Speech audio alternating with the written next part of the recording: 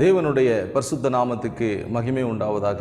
ஆண்டவரும் உலக இரட்சகருமாகிய இயேசு கிறிஸ்துவின் இனிதான நாமத்தினாலே உங்களுக்கு எங்களுடைய அன்பின் நல் வாழ்த்துக்கள். இந்த 11வது மாதத்திலும் முதல் கர்த்தருடைய நாளிலே கர்த்தருடைய வார்த்தையோடு உங்களை சந்திக்க செய்த ஆண்டவருக்கு மகிமை உண்டாவதாக. இந்த நாளிலே கர்த்தர் கொடுத்த வார்த்தைக்கு நேராக நம்முடைய கவனத்தை திருப்ப பரிசுத்த ஆவியானவர் நமக்கு உதவி செய்வாராக. கர்த்தர் கொடுத்த வசனத்தை நான் உங்களுக்கு வாசிக்கிறேன்.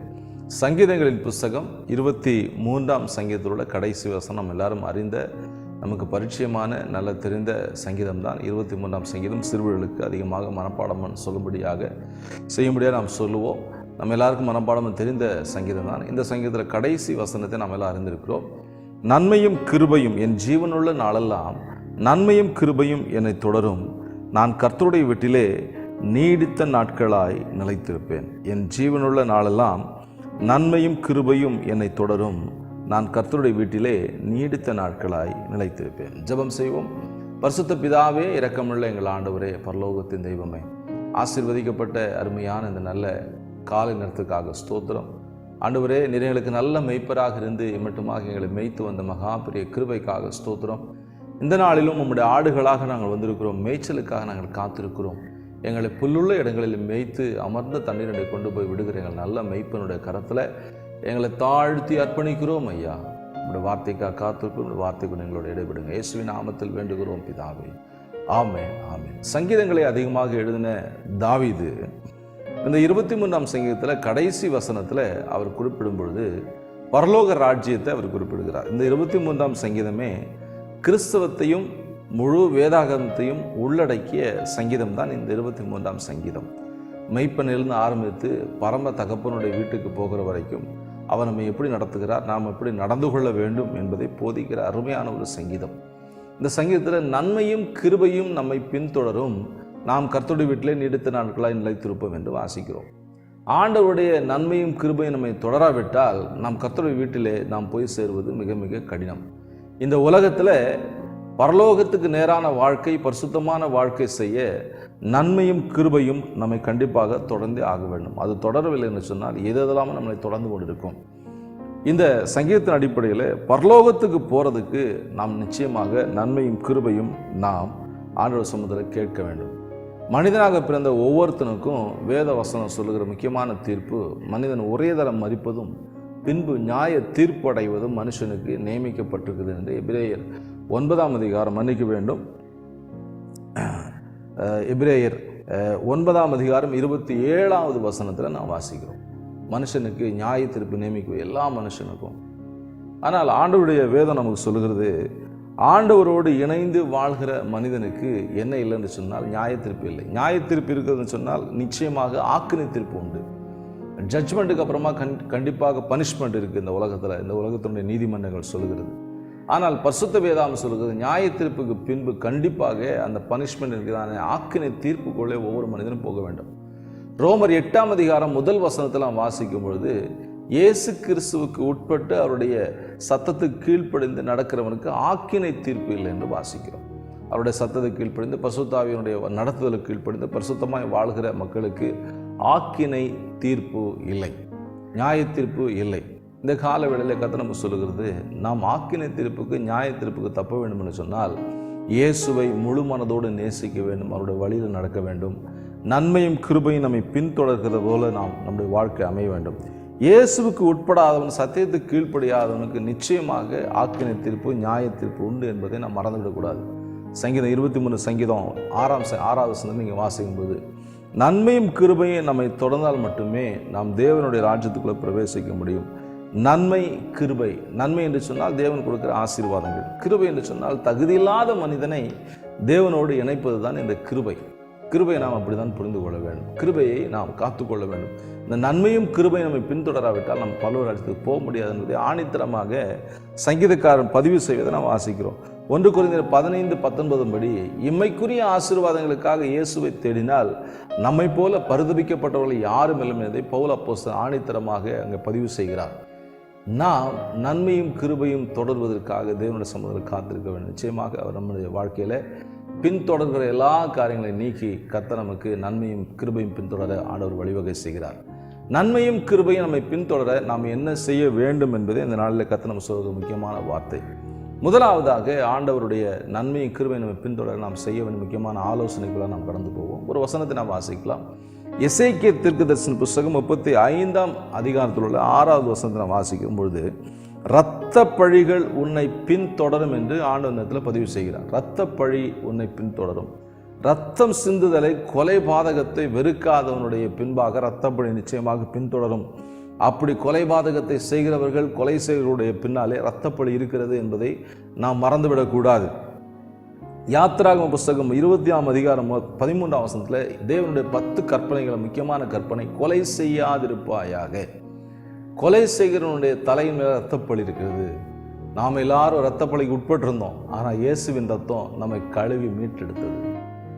ஆண்டவருடைய அந்த உலகத்தின் இரத்தப்பழிக்கு நாம் விலக்கப்பட்டிருக்கிறோம். ஆண்டவருடைய இரத்தத்துக்குள்ளே வந்தவர்கள், இயேசு கிறிஸ்துவோடு ஞானஸ்தானத்தில் உடன்படிக்கை செய்தவர்கள், பரிசுத்த ஆவியை பெற்றவருடைய வாழ்க்கையில் இரத்தப்பழிக்கு நீங்களாக்கப்பட்டிருக்கிறார்கள். அவர்கள் மேலே கர்த்தருடைய கரம் தங்கியிருக்கிறது. நாம் இரத்தப்பழிக்கு நீங்களாக இருக்க வேண்டும். இரத்தப்பழி நம்மை பின்தொடர்ந்து வரக்கூடாது. இது பழைய ஏற்பாட்டில் சொல்லப்பட்ட காரியம். இக்கால மக்களாகிய நமக்கு இயேசு கிறிஸ்துடைய புதிய ஏற்பாட்டின் சத்தியத்துக்கு உட்பட்ட நமக்கு இயேசு கிறிஸ்துவுக்கு முக்கியமான உபதேசம் என்னவென்று சொன்னால், மத்தேயு சுவிசேஷம் 5ஆம் அதிகாரத்தில் 21 மற்றும் 22 வசனம் நீங்கள் வாசிங்கன்னா அங்கே சொல்கிறாரு, பூர்வத்தாருக்கு சொல்லப்படுறது கொலை செய்யாதிருப்பாயாக என்று சொல்லப்படுது. ஆனால் இப்பொழுது நான் உங்களுக்கு சொல்கிறேன், தன் சகோதரனை நியாயமில்லாமல் கோபித்துக் கொள்வன் நியாய தீர்ப்புக்கு எதுவாக இருக்கிறான். கொலை செய்யப்பட்டவன் நியாய தீர்ப்பு தான் எதுவாக இருக்கிறான். ஆனால் ஆண்டவர் கொலை குற்றத்தை எதுக்கு ஒப்பிடான்னு சொன்னால், நியாயமில்லாமல் கோபித்துக் கொள்கிறவன், எல்லாரோட சண்டை போட்டு எல்லார்ட்டையும் சமாதானத்தை கெடுத்துக்கொண்டு கசப்பை வளர்க்கிறவனுடைய வாழ்க்கையில் ஆண்டு சொல்றார், கொலை பாதகன் நீ அப்படின்னு சொல்றார். அப்படின்னா நம்முடைய வாழ்க்கையில் இந்த இரத்தப்பழி பின்தொடரக்கூடாது. நன்மையும் கிருபையும் நம்மை பின்தொடர வேண்டும் என்று சொன்னால் யாவரோடும் சமாதானமாக இருக்க வேண்டும். உன் சகோதரத்தை உனக்கு மனக்கசப்பு இருந்தால் உன் பலியை காணிக்கையை நீ பலிபடத்தை பக்கத்தில் வச்சுட்டு சகோதரப்பு முதல்ல ஒப்புரவாயிட்டு அப்புறமா வந்து பலி செலுத்தினாலும் சொல்கிறார். இந்த காலவெளியில் கற்று சொல்ல முக்கியமான சத்தியம் வார்த்தை என்னன்னு சொன்னால், நாம் எந்த விதத்திலையும் யாவரோடும் கசப்பை வளர்க்கக்கூடாது. யாவரோடும் சமாதானத்தை நாம் வளர்க்க வேண்டும். சமாதானத்தை வளர்க்கிறோடைய வாழ்க்கையில் நன்மையும் கிருபையும் பின்தொடரும். முதலாவது, நன்மையும் கிருபையும் பின்தொடர நாம் யாவரோடும் சமாதானமாக இருக்க வேண்டும். யாவரோடும் நல்மனம் பொருந்தி இருக்க வேண்டும். இதுதான் ஆண்டவியான கொடுக்க முதலாவது சத்தியம். நாம் இதுக்கு கீழ்ப்படிவோம். இரண்டாவது, நன்மையும் கிருபையும் நம்மை பின்தொடர என்ன செய்ய வேண்டும்? இன்னொரு வசனத்தை நாம் வாசிக்கலாம்.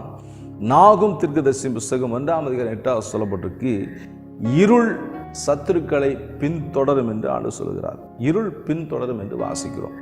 யாரை இந்த இருள் பின்தொடர்ந்தா, அவருடைய சத்துருக்களை, அவரை பகைக்கிறவர்களை, தேவனை பகைக்கிறவர்களை இருள் பின்தொடர்கிறது. யார் தேவனுக்கு சத்துரு பகைஞர் அப்படின்னு சொன்னீங்கன்னா, யாக்கோபு 4ஆம் அதிகாரம் 4வது வசனம் வாசிக்கும்போது, உலக சிநேகம் தேவனுக்கு விரோதமான பகை. உலகத்தை சிநேகிக்கிறவர்கள், விட்டுட்டு வந்த பழைய பாவத்தில் பின்தொடர்கிறவர்கள், அந்த பழைய பாவத்துக்கு நேராக போகிறவர்கள் தேவனுக்கு பகைஞர்கள்.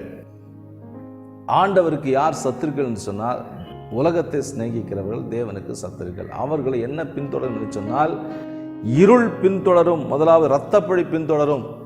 இரண்டாவது, இருள் பின்தொடரும். நன்மையும் கிருபையும் நம்மை பின்தொடர்வதற்கு முதலாவது நாம் செய்ய வேண்டியது யாவரோட சமாதானமாக இருக்க வேண்டும். ஆதியாகமம் 1:4 இங்கே வாசிங்கன்னா, வெளிச்சத்தையும் இருளையும் தேவன் வெவ்வேறாக பிரித்தார். நாம் இருளுக்குரியவர்கள் அல்ல, நாம் வெளிச்சத்துக்குரியவர்கள். இயேசு சொல்ற, நானே உலகத்துக்கு ஒளியா இருக்குன்னு சொன்னார். நீங்க பூமிக்கு வெளிச்சமா இருக்கீங்க, உப்பா இருக்கிறீங்கனால சொல்றாரு. உலகத்துக்கு நம்மளையும் ஒளியாக கத்த ஏற்படுத்துகிறார். இந்த காலவெளியில் கத்த சொல்லுங்க முக்கியமான காரியம், இருளையும் வெளிச்சத்தை வேறாக பிரித்தார். பிரித்தெடுக்கப்பட்ட ஜீவியம் செய்கிறவனை நன்மையும் கிருபையும் பின்தொடரும். தேவன் நம்ம பிரிச்சுட்டார், உலகத்திலிருந்து எடுத்துட்டார். மீண்டும் உலகத்தை நேசித்து உலகத்துக்கு பின்பாக நீங்க போனீங்கன்னா உங்க வாழ்க்கையில என்ன பின்தொடரும்? நீங்க யாருக்கு சத்ருவா மாறிடுறீங்க? ஆண்டவருக்கு சத்ருவா மாறிடுறீங்க. இருள் உங்களை பின்தொடரும். அநேகரை பின்பற்றி இப்போ இருள் வந்துட்டு இருக்கு. அநேகர் இரத்தப்பழி பின்தொடர்ந்துகிட்டு இருக்கு என்பதை நம்ம கவனிக்க வேண்டும். நம்மளை எது பின்தொடர்ந்து வருது? நன்மையும் கிருபையும் பின்தொடராவிட்டால் நாம் தேவனுடைய ராஜ்யத்துக்குள்ள பிரவேசிக்கவே முடியாது. இயேசு சீக்கிரம் வர்றார்.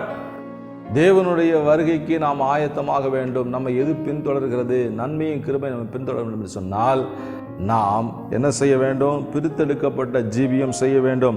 கலாத்தியர் 1:15 தாயின் வயிற்றில் நம்மை பிரித்தெடுத்த தேவன் உலகத்தை விட்டு நம்ம பிரித்தெடுத்தார். எதுக்கு?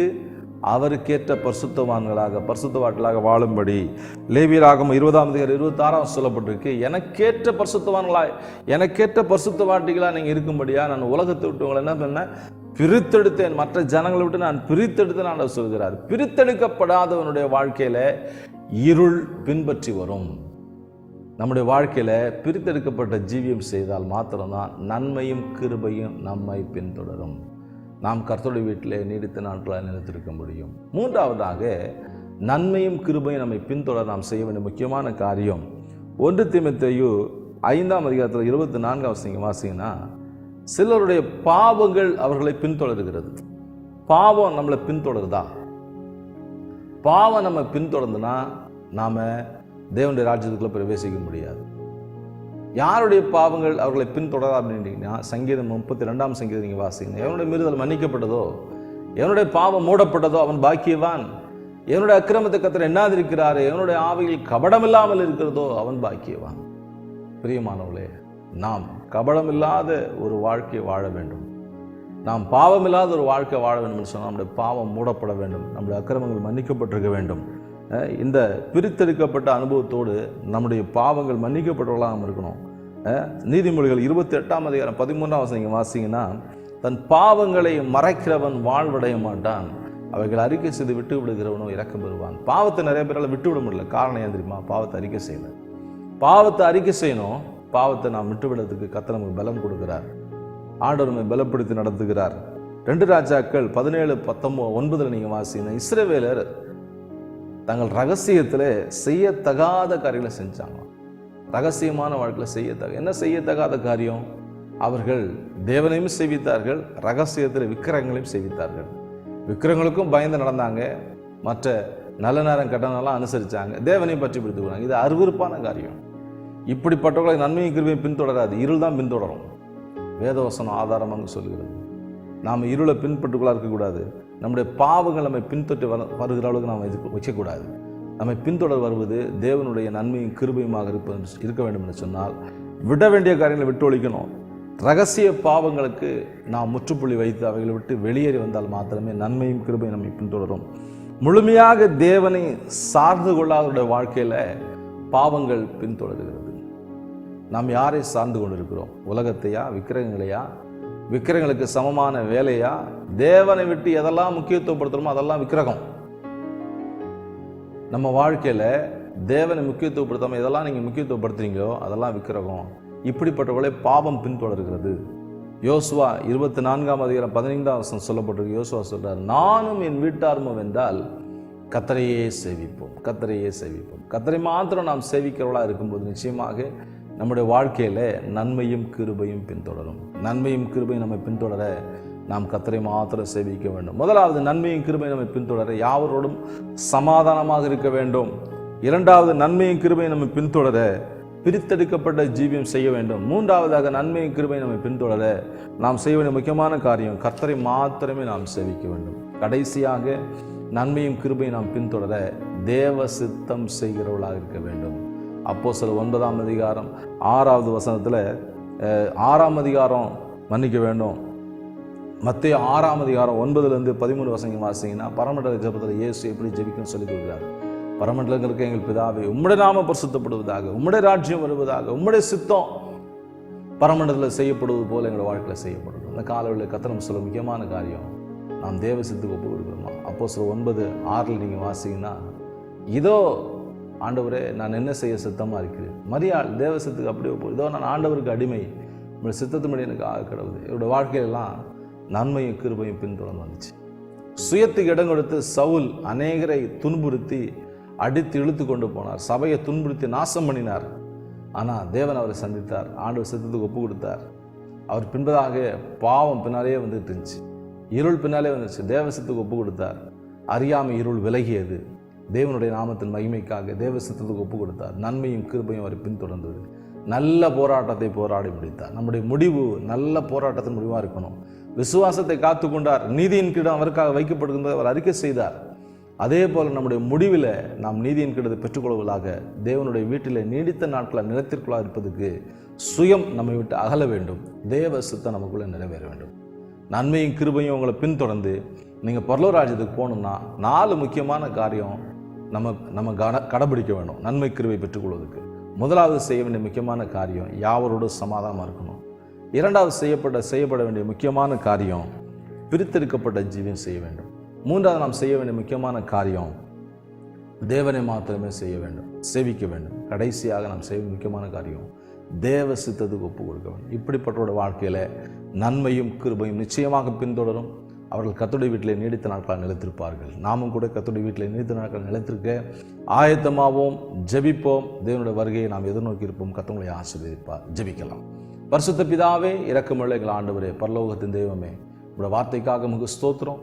ஆண்டவரை, நன்மையும் கிருபைகளை பின்தொடர்ந்து நாங்கள் உங்களுடைய வீட்டில் நீடித்த நாட்களாக நிலைத்திருக்க நீர் எங்களுக்கு சொல்லிக் கொடுத்த அருமையான சத்தியத்துக்காக ஸ்தோத்திரம். பரிசுத்த ஆவியானவரை எங்களை விலக்கி கொடுத்த தயவுக்காக ஸ்தோத்திரம்.